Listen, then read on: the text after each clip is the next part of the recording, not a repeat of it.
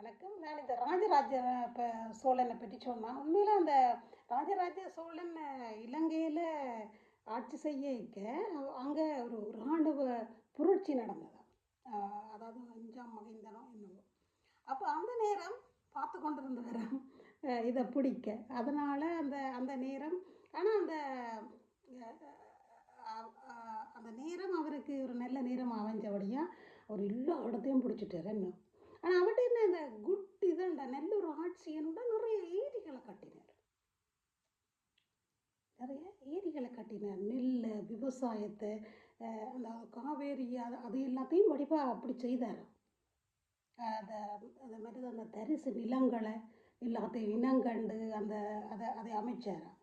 அடுத்த உழவர் பண்பாடு, அதாவது அந்த இந்திரனுக்கு விழா எடுத்தது அந்த காலத்தில் என்று சிலது அறிகிறேன்.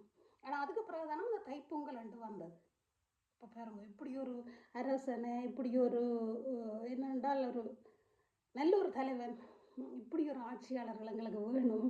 ஏனென்றால் அந்த கூட வரிகளை எடுத்தாராம். ஏனென்றால் அந்த வரிகளை எடுத்து இந்த ஏழைகளுக்கு கணக்கு ஆட்சியை பிடிச்சபடியாக அந்த இயலாமல் போச்சாம் அந்த நடத்த. அதனால் கொஞ்சம் மக்கள் சுமையால் பாடுபட்டுச்சுமாம். ஆனால் அந்த வரி சுமையை அவன் இராணுவத்துக்காக பயன்படுத்தலை, அதை இன்னொரு பக்கத்து மக்களுக்கு கொடுத்தானோ. இப்படி ஒரு நல்ல தலைவன் சொல்லுங்க பார்ப்போம்.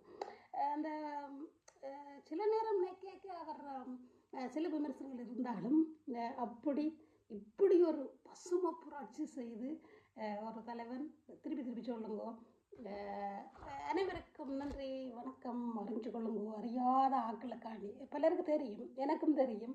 எனக்கு ஒருக்கா திருப்பி சொல்லணும் மாரி திருப்பி தமிழர்கள் ஆண்டார்கள், இலங்கை முழுவதும் ஆண்டார்கள் என்று நாங்கள் சொல்ல வேணும்.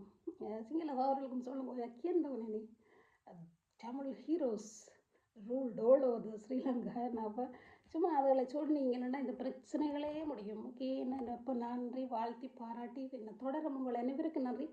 தமிழுக்காக தொடர்ற நீங்கள் என்ற தமிழை நான் விழுதாக்குவேன். உலகம் எங்கும் பரப்ப நீங்களும்